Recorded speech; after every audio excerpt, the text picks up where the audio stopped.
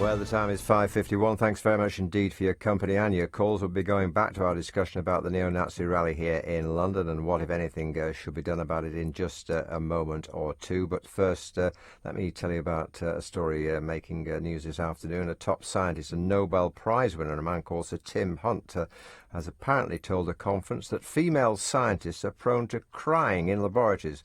He now apologised for his comments, which won't surprise many people. He said to have told the World Conference of Science Journalists in South Korea, "Let me tell you about my trouble with girls.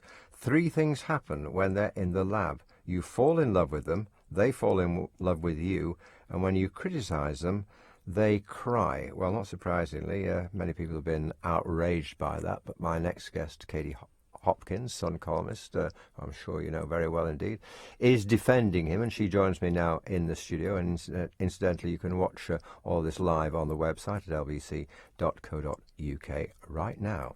How on earth do you, as a woman, defend comments like that? Oh, as a woman? Yes. Would it be different if I was as a man? Well, you could expect a man to snigger, you know. But perhaps, well, not all men. I wouldn't snigger, but you can expect as some men to. How do you defend it as a woman? As a woman, I titter instead. Look, Sir Tim Hunt is a great guy. He's a funny guy. He has a dry British wit. Now, if you take a load of scientists, specifically South Korean scientists, who've got about as much sense of humour as my mother-in-law. And journalists, apparently. And she's dead. Yeah.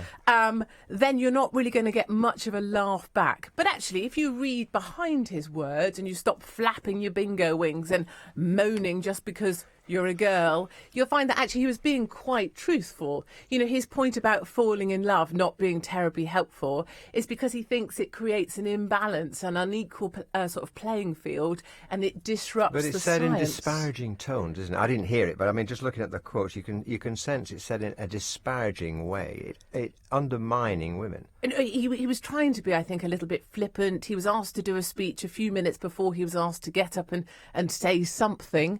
And, you know, he also talks about really specifically girls crying because they can't separate the criticism of their ideas from themselves personally. I'll tell you what, he'd work hard to make my wife cry, I'll tell you that. Yeah. Or me. Not all girls cry. Not all girls cry. Have you had girls who cry? Have you employed girls? Have you made girls cry? I've made men cry, John, so be afraid. And I always am with you. Yes, and I'm not close enough to kick you, unfortunately, but I see it on a daily basis. You know, in corporate life we have 360s, don't we? 360 feedback. And I see women crumpled at their computers in floods of tears because they can't handle what someone said about their work. And that's the point he's making, is that women won't disassociate themselves with the critique of their ideas. And his point is that detracts from the science because he is the ultimate pursuit of the truth. Katie, Jonathan, this is sexist stuff. Come on, Katie. I mean, as a woman, PhD student Sarah Ryan has got it right, isn't she? She said maybe the girls in Tim Hunt's lab were crying because he's a sexist, and I can't repeat the second word she's used. But, you know, he's out and out sexist. And somebody else has said, Hugh Alderley Williams, another science author, has said, astonishing how clever Nobel laureates sometimes are not. Jonathan, I'm going to interrupt you there because, quite frankly, that's just typical of people. If you can't win an argument without swearing, then, frankly, you've failed at the first hurdle. Now, really clearly, he said today, look, I'm really, really sorry I caused any offence. That's awful. I didn't mean that. I just meant to be honest, actually. That was his phrase today on the BBC website and on radio, where he was hauled out and shook until he apologised. No, there are limits. There's not limits, whether it's true Jonathan. Or not, there are limits to what you say, particularly in public. Oh, for goodness sake. All he said was, it would be more helpful if we split labs in 2, women in 1 and men in the other. That's not that outrageous. This is 2015. Get over yourselves. It strikes me that people these days are getting more and more conservatives. The walls are closing in, and the list of things we can't say is now longer than the list of things we can. And I can't stand that. Feminists can go and do one, as far as I'm concerned, Jonathan. And actually, I think Sir Tim Hunt... Jonathan's, I think, rather charming. It's what mothers call children when they're naughty. And I think Sir Tim Hunt has done a great thing for society. And I think the Royal Society need to take a look at themselves in the mirror. They made him a Nobel laureate. And today they're saying he's speaking for himself as an individual. Well, he doesn't represent us. If he's done such a great thing, and if he was only joking, it's a matter of no consequence or concern whatsoever, why has he issued this grovelling apology?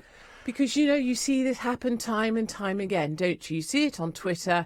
People are shamed. John Ronson's just written a brilliant book called, I'm being shamed, essentially. And that's what Twitter is now. It's this mob mentality where you are supposed to conform with very tight parameters of things that society now accepts. I operate outside of those parameters. I never say sorry for anything that I've said. And I very much support Tim. And I hope he carries on. There will be women listening to you on LBC tonight. Throwing their high heels at the radio. Kicking the wall with anger. Well, maybe they need to get a sense of humour, and maybe female scientists need to get a sense of humour as well.